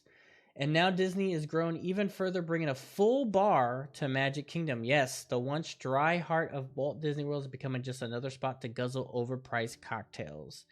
And you know why they do it? It's because people buy them. Winos buy them. It started quietly in 2012 when Be Our Guest began serving wine and beer. I did not know that. Then came more and more restaurants dishing out alcohol for the so-called Disney adults. The floodgates are wide open. There was once a place on Disney property for such exploits. It was called Pleasure Island. Yes, Pleasure Island was so cool. Just wait till the beak and barrel opens. Oh my god. Dude, I'm telling you, people are going to definitely act like pirates. And it was a popular section of downtown Disney area that has today been transformed into Disney Springs. Pleasure Island was so... maybe because I was young. What I liked about it was that it had things that weren't normal to Disneyland. Like it had an improv show there. Like you could go and watch improv. Like every 2 hours or something, they would have an improv. And I'm pretty sure one of the girls that was there doing improv, I believe she was in The Black Knight. She was the redhead girl who was like the girl that was going to be married off, but Martin Lawrence, I guess, slept with her. I swear to God that was her. I don't know if it was her, but I'm pretty sure it was her. It looked just like her. But yeah, they actually had like places where you can, you know, they had like little bar sections you could drink. They had like club areas. They had like 3 different clubs that were playing different music. You can go there and like hang out and dance and drink. And there was like something else too, I can't remember, but I distinctly remember the improv, which was pretty cool. And I thought that should have been kept there, but now Disney Springs is just nothing but a place to buy crap, to eat, drink, and buy merchandise. That's literally all it is, which stinks. So yeah. It featured clubs, bars, lounges, and restaurants all geared toward and exclusively offered to adults. Yeah, it was pretty cool. But Disney shuttered Pleasure Island years ago, seemingly because it was conflicted with the company's family-focused approach. But now they turned Epcot into Pleasure Island. I love it. It's so good. It's great. Yes. Disney has forgotten who its parks were meant for. These places were never supposed to be clubs. They weren't supposed to be for grown adults wandering around in matching t-shirts, loudly chanting pop culture quotes and sipping cocktails before noon. They were for families, for parents and children discovering magic together. Epcot was a place where you could learn about Morocco, talk to someone from Japan, try real Norwegian food, and walk away a little wiser. That spirit is all but gone. And for what? A few extra bar tabs, rowdier nights, cheaper laughs, Epcot and Disney itself has lost its soul to entitled and infantile adults. Oof, infantile. Oof, that's such a word, bro. Such a word. And let's be fair here. This isn't me saying that adults without kids can enjoy Walt Disney World. Far from it. Dual income, no kid adults can and should go to Disney parks if that makes them happy. But they should assimilate into the experience and not dominate it. They should remember that while they're welcome and encouraged to have fun, their fun should remain family-friendly and never hard the experience of another. There are kids around, people, okay? Let's chill out. there's kids around. This is a theme park. They should ride roller coasters, try exotic food, gorge themselves on churros, and yes, have a drink or two in moderation. But the balance of power in Walt Disney World has shifted, and they're left with infantile adults who believe that the parks are for them first and foremost. Disney World is for everyone, and so we should treat it that way. We should treat it with respect, not just for Walt Disney's vision, and respect it for the cast members trying to make the living. But respect for the family of 4 who saved 5 years to afford their dream vacation, only to experience loud, rowdy, inebriated, infantile. There's infantiles. That's their word for this essay right here. Infantile is the key word here. Inebriated, infantile adult children selfishly turning one magical destination into their personal frat party. That family did not spend years pinching pennies to watch grown men shout obscenities, splash through fountains, or stumble through pavilions, treating the park like their backyard kegger. They came for memories, for magic, for the kind of wonder only Disney used to guarantee. It is time Disney remembered who built its legacy, not influencers chasing viral clips or tipsy 30-somethings looking to drink around the world, but families. Kids with wide eyes, not wide ears. I had wide ears when I was a kid. Kids with wide eyes, parents with camcorders, and yes, respectful adults without kids looking to capture a bit of that childhood wonder in their lives once again. Generations bound by the sheer joy of something truly special. Walt Disney is supposed to be for everyone, not just for those loud enough to hijack it. Videos like this one, like the one this week, should be a wake-up call. But they won't be, because this is exactly what Disney has encouraged. A slow, deliberate erosion of dignity in exchange for buzz, clicks, and alcohol sales. What was once the most family-friendly vacation destination on Earth is becoming something else entirely. It is not magical, it's mortifying. Glad they cleared that up, because I was about to say this post sounded quite entitled. And yeah, and what's funny is, he's absolutely right. Absolutely right. 100%. And that's where I say, like, sometimes it can come off, if you watch these guys long enough, or if you read their posts long enough, it seems like they're always berating Disney. But if you can kind of read between the lines and kind of hear what they're trying to say, or hear what they're saying and not how they're saying it, or how they're kind of ripping on Disney, right? They are coming from a place of wanting the park to be what it once stood for. And it now seems like there's certain aspects about some of these parks that are a little bit unnerving, right? You don't even drink, and I think they're being pretty dramatic. Yes, there are people that take it too far, but it's not the norm, and Epcot is not the park I would pick for the four of the three for the family fun.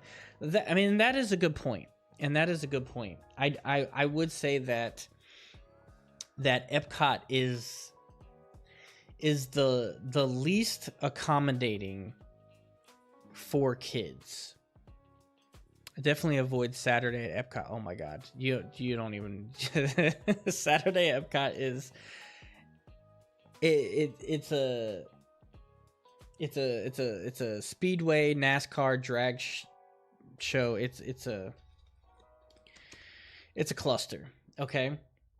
Now I will say, back in the day, Epcot was a little bit more accommodating.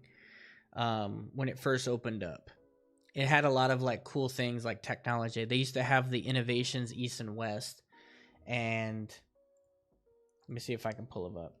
Epcot 1998.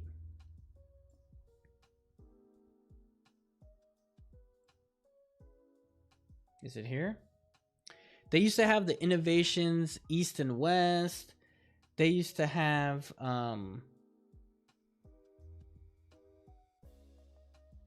yep, here we go. Okay, so right here they had Innovations East and West, and East and West on this side of the ball, they would have like video games and like stuff like that. Like they would have like the latest game. Like they had like the Dreamcast back then.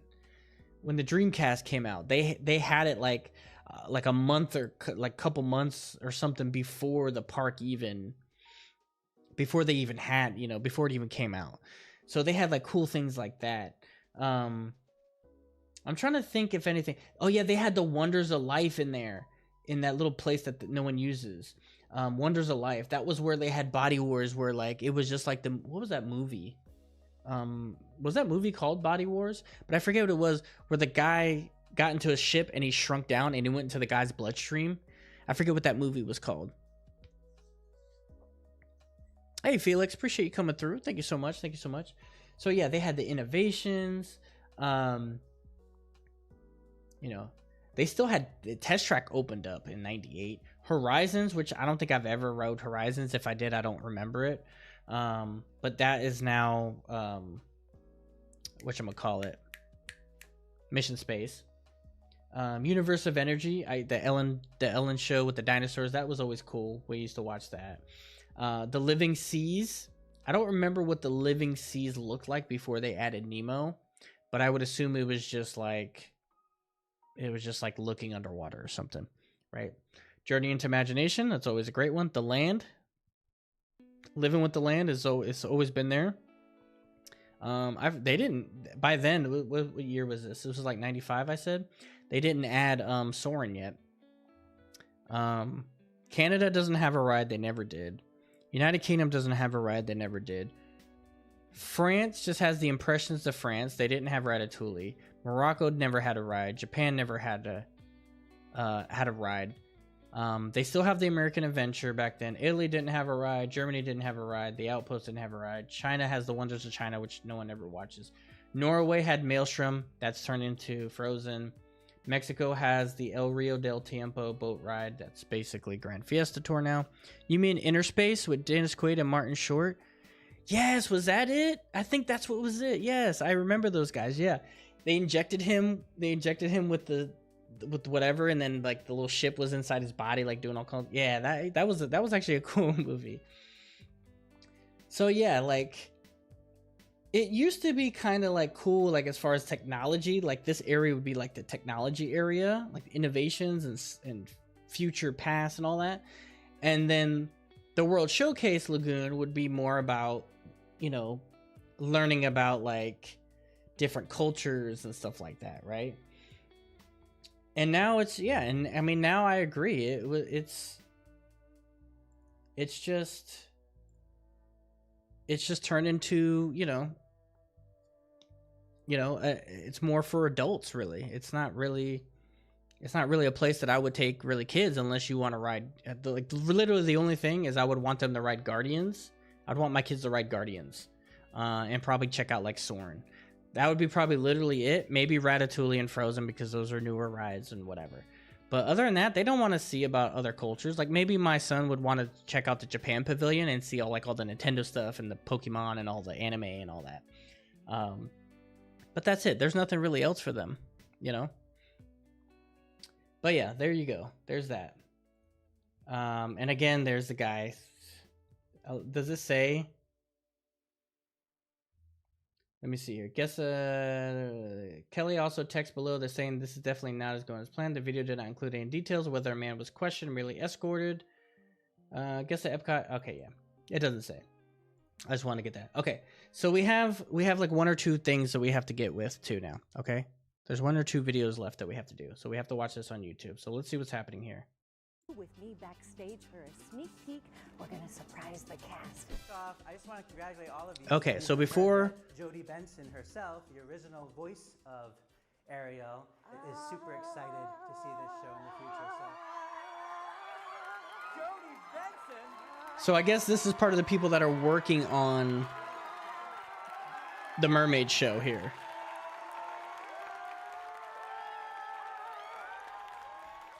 On behalf of me and Ariel and everybody from our original film, thank you for telling our story. Jodie Benson's here. That's crazy. Like, that's Ariel. Jodie. And that's actually kind of cool to like see someone that, you know, was in a movie like that and you're reimagining it, and then like you're trying to it's just like, I mean, she's like, you know, she's not like doing a lot of things. She's not like super, it's not like if Tom Cruise came in or something, right? But she's iconic for that role. So you do still get a kind of like a little bit of like the starstruckiness, right? And yeah, Disney's all about making money, just like any company. It's just about making money. That's literally all it is. Thank you so much for coming. As the director, I would love to share with me your heart on how you came to this beautiful show. Well, you know, this story is classic, and it spans generations now. Yeah. And it tells this beautiful tale about a lovely character who just is in pursuit of her dreams, as you know so well. I was wondering, could you take us on a little sneak peek backstage tour? I don't really know where I'm going, so hopefully I'm not. Okay, so we'll see if like they're using any kind of. And my goodness, look at that! It's Matt. That's a puppet. That's a puppet. Hey, Henry. I can't stop watching this. The layers.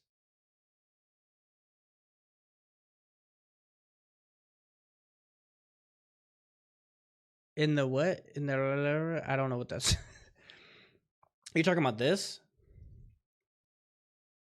Yeah, Canada and China have their own film. And France, they turned that into a Belle sing-along.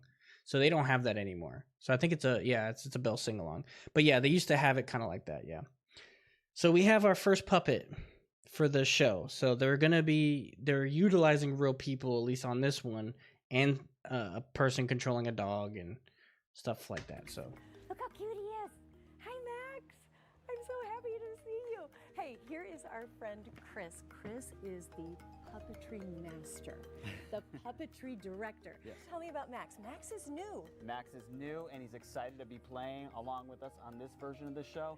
He brings a whole bunch of emotions and barks and things that are going to be bringing the guests right there and get excited and feel all the feels. I really want to hear about Under the Sea. What kind of characters are going to be popping out? What are we going to get to experience? Under the Sea is our showstopper. Okay. Absolutely. Just like the film, it was a showstopper. It's a showstopper here. It is Our good. Entire scenic element changes and becomes a bright, beautiful world. There are so many things. So you saw that, right? It was like Nemo, right? Like Nemo from Animal Kingdom, but you can't see the people because it's a black screen and they have black clothes on, and so they're holding the puppet. So it's similar but not. About this show, which I think works better this way. In terms of what we have created here, it's this truly immersive world, this combination of not only beautiful scenic elements, wonderful puppets, like Max here. We want to take him home. We do want to take him home. Not only just we have practical puppets, we have puppets that are in digital form that are going to come to life. You have digital puppets. And it all blends into this beautiful recreation of the film. Tell me Oh, that's a person. That's a person in the Ursula suit. about Kiss the Girl. I'm my really goodness. excited. I'm really Kiss the excited Girl. to see It's it. the one everyone's been waiting for. And we recreate that entire iconic scene with Eric and Ariel on And that they're boat, spinning, right? And a menagerie of, you know, animals that are going to be coming up from the swamps around them to convince Eric to kiss that girl. Do we have those kissing frogs? We kind of have frogs. We have frogs. We have frogs. The kissing frogs. I know. Thank you, Chris. You got it. Congratulations. Thank you. Okay, so a lot of the animals and stuff are puppets, whereas the actual main people, Ariel, Prince Eric, probably Trident, Ursula, are real, and everything else are pretty much puppets or a screen. We're going to meet two new friends, Katrina and Tony. Now I know that you two are the visual media magicians, okay? So tell us about some of this magical technology that we're going to experience when we see your show. One of the coolest things is we actually built all the digital content in a video game engine. We built it one-to-one with the scale of the stage. So What video game engine? What engine? What is it? What engine? That we're going to Is it experience Unreal? when we see your show. one of the coolest things is we actually built all the digital content in a video game engine. We built it one-to-one with the scale of the stage so that everything you see on the upstage there is a continuation of the stage that we've built digitally. That way we can adjust our lights. Did he use Unreal? That's all I want to know. I don't want to know. Sure that it's as It looks 1,000 times better than Nemo. Yeah, it does. cohesive, as completely immersive as possible. Another really cool technology thing that we did is we actually have some digital main characters in the show. You'll see Triton, you'll see Ursula, and you'll see Ariel's sisters. But we really wanted to get that human element to their animation, so we went and we actually got some motion capture animation. Oh my gosh, are you kidding? That is so cool. Yeah, it was so much fun. We spent a week in studio getting some amazing footage, and that really gives us the ability to get that human theater it's very element real with the animated characters. So we're so excited for that. So wait, is Ursula not real then? Jason, what's up, man? I just saw Ursula. Hold on, we'll get there. That sounds amazing. I just cannot wait to see it. We put so much love into this show. In fact, all of our fish on top of our main characters were based off of real life performers. So we partnered with choreographers and dancers. Oh, that's to choreograph hilarious. Our fish, we have over 300 of 300 them here in Under the Sea. Okay, so that is incredible. Now, what is going on over here, Tony? So what's going on with magic? Believe it or not, the same thing as over here.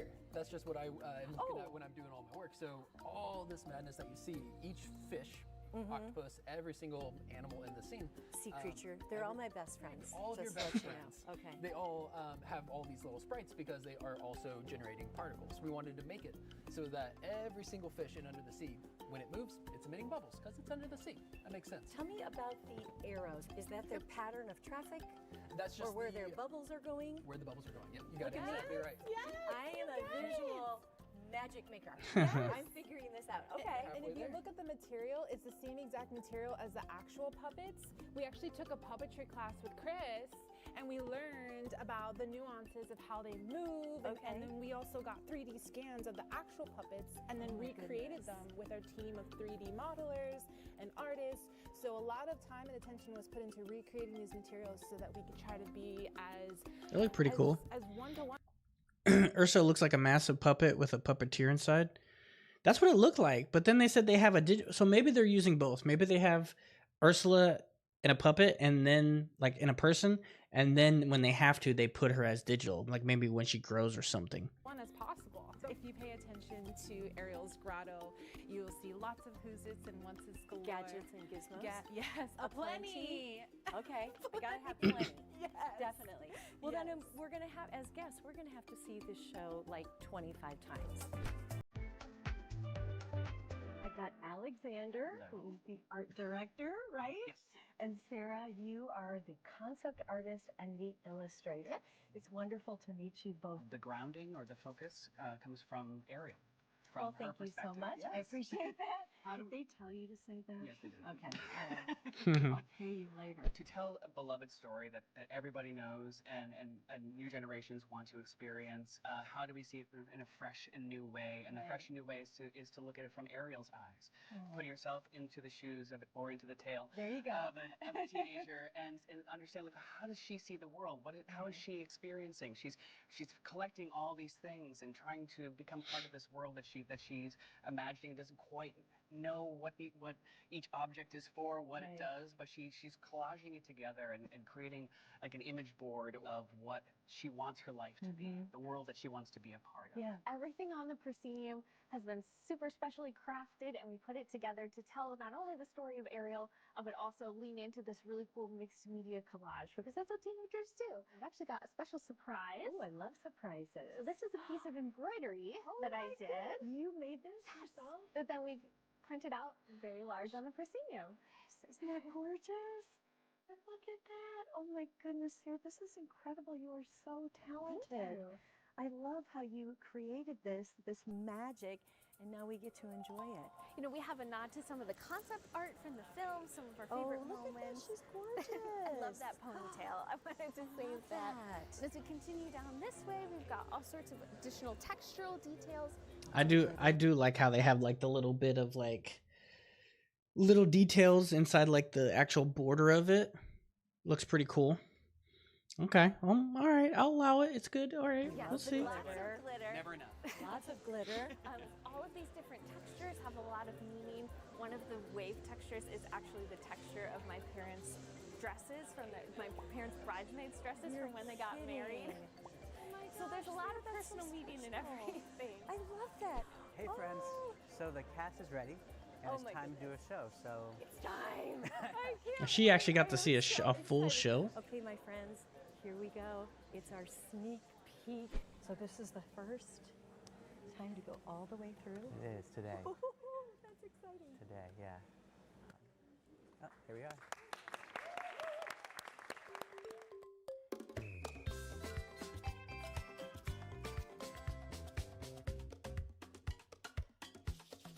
I see she's practical, but they also have like a digital version.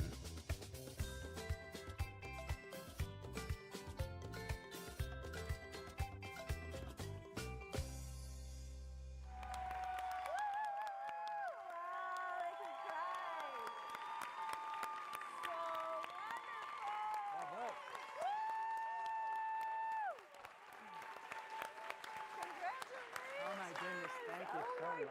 That was so fun. Amazing, amazing, amazing. I'm overwhelmed. Really sweet. Thank you. That was incredible. Anytime that we can tell our story and pay tribute to Howard and to Ellen and to all of our team, and absolutely love this. And Kenneth, everybody, you know, we had just a once in a lifetime situation for us that happened, and this is very, very special, very emotional to be here with all of you. So thank you. We love you, Joe. So special. Great job.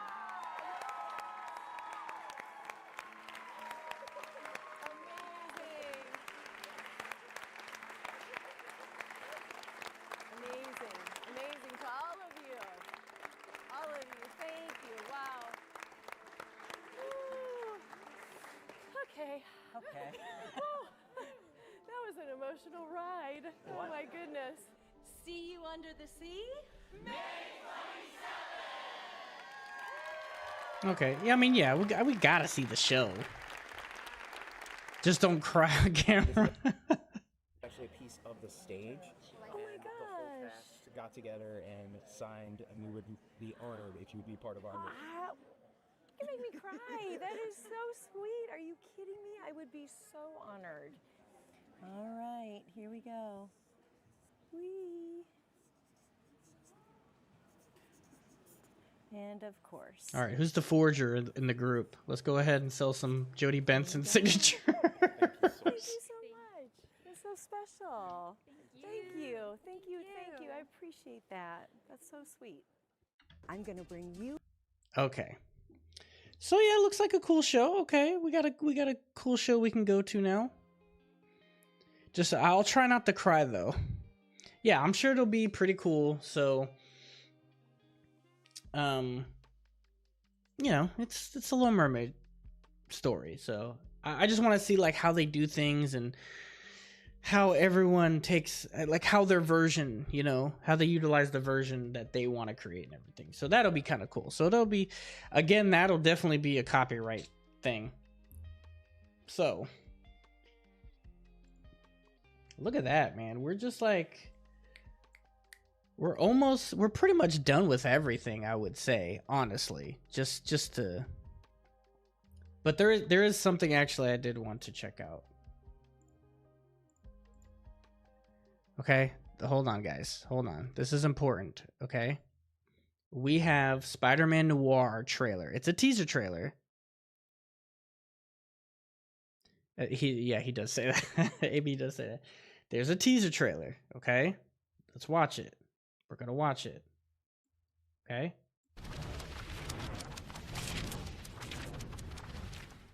Welcome back, everyone. It's Charlie. Have you seen? No, I haven't seen it, and you didn't show it to me.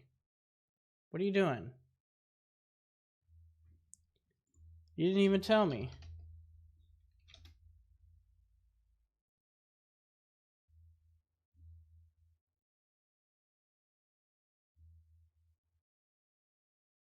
Okay. Wait, is this the teaser official? Official's not even spelled right. Oh my God.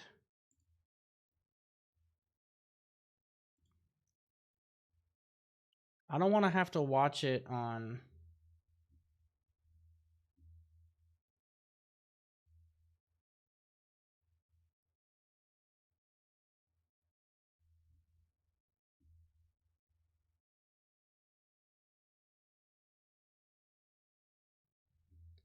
Where's the actual trailer? Like, who does these things? He didn't even show the trailer, which he was supposed to. He usually does. Why are these people messing with me? That was 7 months ago. Okay, this is a TV spot. This is a TV spot. That was 20 seconds, okay? Have you seen it out there? Have you seen it out there? The city's a mess. The people could use a hero.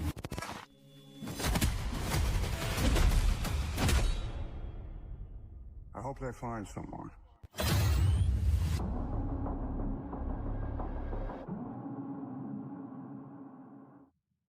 That's it. Let's try these other ones. Let's see what's going on in these. In my city, the shadows are where the truth hides and where justice is dealt. What you have encountered, boy, is power. That guy, he was bad in Sin City. You help me get it back, you're done. The streets belong to me. Not even the Spider-Man can escape. Every choice I make draws me deeper into the shadows, but that's where I belong. I will find you, and I don't like you. But I like you just the way you are. They say there's a storm coming, and you're in over your head, Spike. Good thing I like storms. You think you can save this rotten city? It's already drowning in darkness. Darkness? That's where I thrive.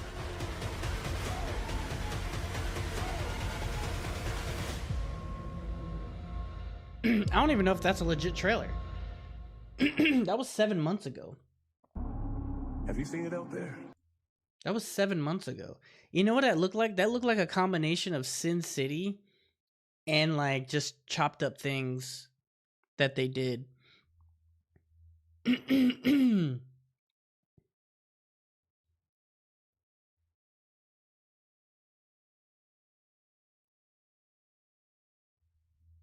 Yeah, I think that little TV spot was the only one. So yeah, it looks pretty cool. I don't know why his eyes are so big though.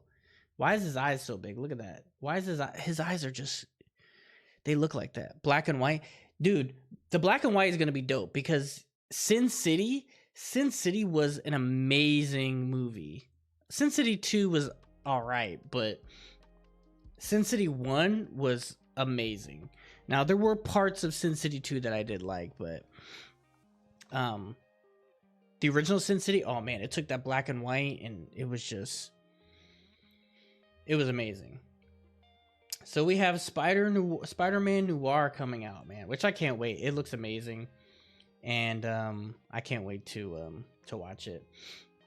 So that'll be good. We got that guy jumping in the water. He's a Riri. We got that. He's doing the same thing. So yeah. There are other stuff that I wanted to watch, but it is kind of getting late, you know. And I unfortunately have a big day tomorrow, you know? We have to go to the park tomorrow. We're going to be hanging out at Magic Kingdom. We're going to be hanging out doing rides. We're going to maybe if we're lucky, we'll actually stop and we'll stay long enough to watch the fireworks, okay? It just depends. It is going to be somewhat hot tomorrow, so I will remember to bring some water, a drink, you know, all that stuff. I gotta bring everything there. So yeah, but other than that, guys, it's been fun hanging out with you guys, looking at some stories, some videos. Ooh, my booty. But it's not unfortunate. The rest of it, that is very true. That is very true. However, I will be just melting in the sun tomorrow, and I will be completely exhausted when I get home. And then Thursday, when I wake up, I'm gonna be acting like I worked out for 20 hours, basically. Basically like it was when I was in basic training. That's basically what I'm gonna feel like every day. So, but you guys will be with me there in spirit. You know, you'll be there in spirit. That's all that matters. Okay. So we'll do the things you guys want to do. So, there is something I do. Did you hear that, Mark? A Spidey film? Yeah. That Spider-Man. I can't wait to see that. I hope that's good. What I do want to do also, I do want to bring back some things. So I want to be able to bring back like the watch parties. So if we're watching like a movie or something together, I want to bring that back. I don't know how soon I'll be able to bring that back. I do want to start doing those again. Since now that, you know, we have Universal that we're doing. So there's a lot of the old Universal monster movies that I haven't seen. I haven't really seen Invisible Man. I don't remember Wolfman. Barely don't remember Frankenstein. The old school Draculas, like we'll be able to watch all that old stuff again, right? That Super Mario, I haven't even seen Super Mario. We'll be able to go back and watch the Fantastic Beasts movies. We could watch Harry Potter probably again, since I've already seen those. I kind of want to do the movies I haven't seen yet first, and then go back and watch, because I've seen a majority of the old Marvel movies, up until like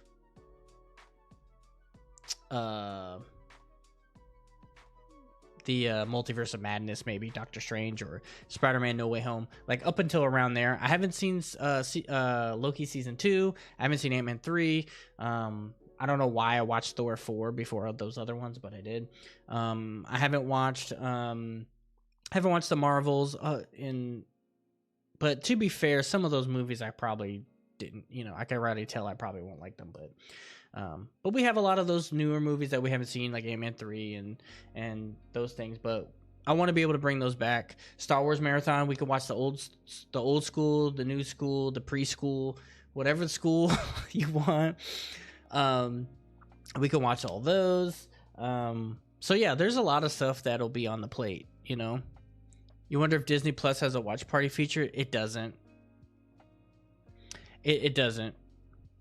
And you know what I miss too? You know what's funny is that on Xbox 360 they used to have it was a Netflix. It used to be for Netflix. Like on the Netflix app on 360, they had a watch party function where even though like the size of the screen would be smaller, but you would be able to watch at the exact same time as a friend. Like you would bring him into the party and you would play the movie and it would play for both of you at the same time, and like your little avatars would sit down in the theater and stuff, and it was kind of cool, right? Like me and Dylan used to do that all the time.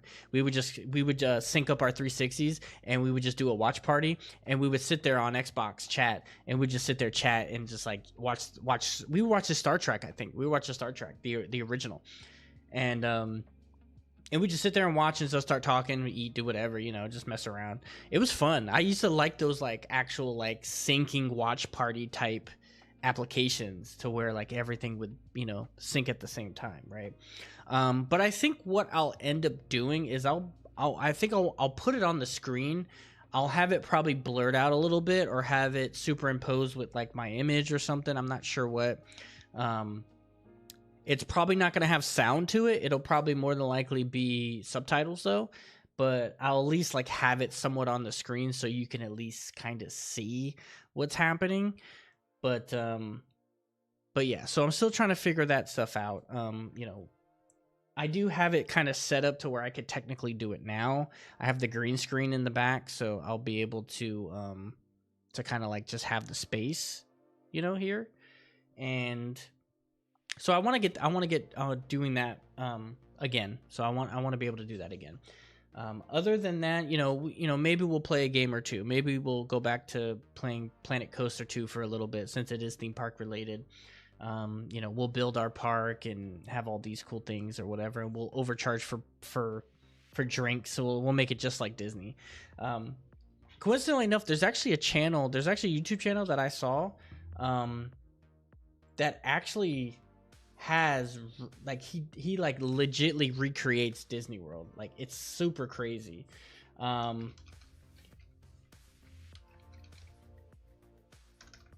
Disney, come on, Disney.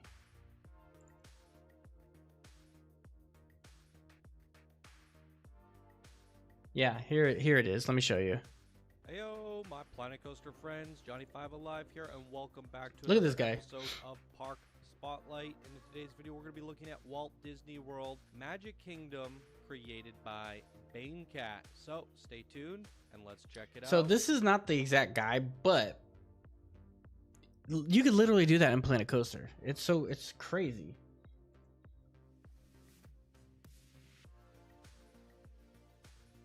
Where is that guy?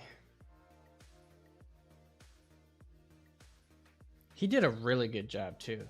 Oh, look at this guy. He did Hogwarts. In the previous episode of building Benny's Movie Park in a Planet Coaster, we built the Great Hall from Hogwarts Castle from Harry Potter. I love the way that turned out, and I actually planned to build the entire castle. Today we're gonna continue to build this castle, and as you can see on my screen here, Just FYI, I don't have the patience to do this.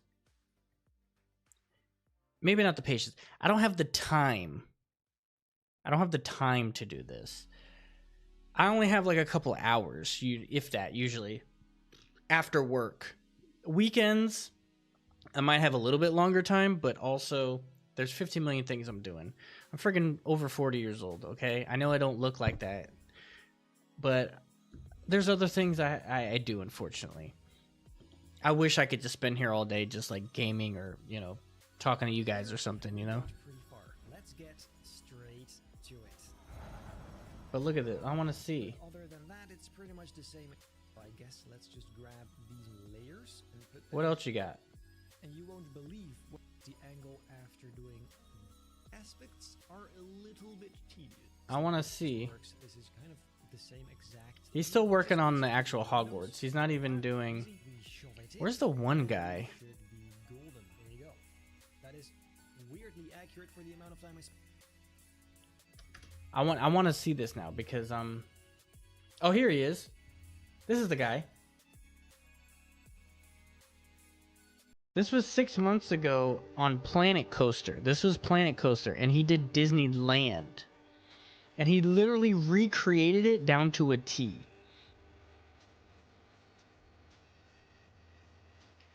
Like, he's got the train. He's got it literally, look, he's got the moat, like everything. Now, I haven't been to Disneyland in a long time, but I'm just saying. He's got all of it.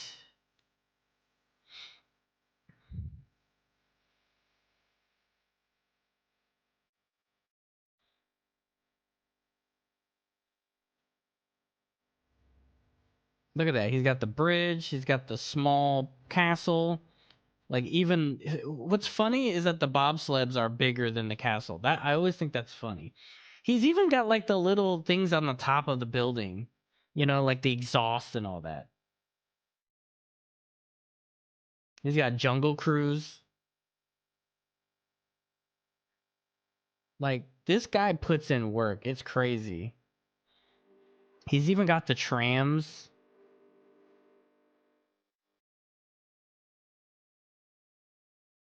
Like, it's pretty sick. Hello there.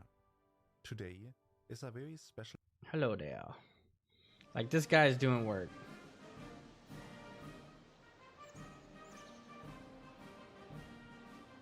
Let me make this go a little faster.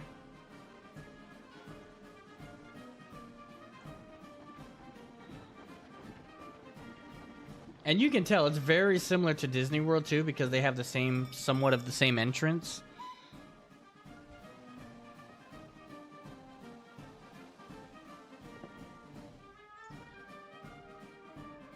But it's pretty amazing.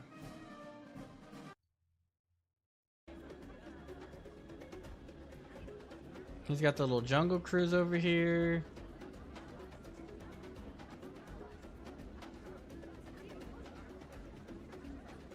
Like the guy did some work, so it's pretty awesome. So like I wish I could do something like that, you know?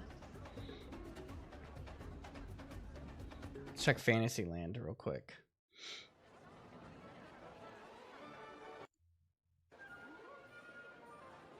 Let's see, what is that? The carousel?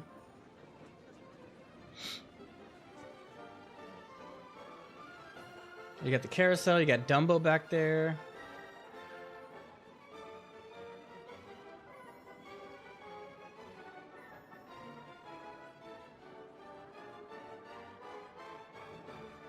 So the guy killed it. The guy killed it. Tomorrowland. He's even got the monorail going through it, like, you know? It's pretty dope, man. Like he recreated that. I wish I could do that. I wish I had time for that. And in some fashion, you know? No, you don't have to buy a special add-on or nothing. He recreated all of that stuff with the assets already built into the game. So like he'll take something that's not normally something that is used in that manner, and he'll modify it, or he'll turn it and place it like inside the wall or something, to make it appear for it to be something that it's not normally, or something, you know. So there's a lot of little things in the game that you can use as other things to kind of like recreate what you want to create. It's very intricate, you know. It's like it's almost like if you took a whole bunch of remember when you had to build like a bridge or something with a bunch of sticks, with like popsicle sticks, and make something? It's almost like doing something like that, but just in a video game with just different shapes. It's pretty crazy, pretty intricate, but yeah, I'm talking your guys' head off. It's getting late. I have to go. Tomorrow is a stream. I will be there. It doesn't look like it's raining tomorrow, so I'll be sure to drink a lot of water tomorrow. Hopefully it's not as packed. We are going to Magic Kingdom, so there it is, guys. But I appreciate you guys hanging out with me. I thank you guys so much for the little 2 hours that we were here. That's really about it. I need to get something to drink. I am parched, okay? But we're going to try and keep doing this every Tuesday night. We're going to have the Tuesday night Tangent Talk. We're going to do this every Tuesday. Wednesdays we got the stream. Saturdays or Sundays we might do streaming, whether from home or from a park or both. Again, I still have to figure out, you know, the days, because we're not always free on the weekends. There's always something to do, but like Tuesday, Wednesday should be Tuesday night Tangent Talk, Wednesday stream, and then at least once on the weekend or something. So we'll try to have that a little more. Maybe we'll do something during the week too, like Friday night something or whatever. But yes, y'all have a good night. Y'all stay safe. We'll see you guys tomorrow. Come hang out with me. Hit that like, subscribe button as always. And we'll see you next time.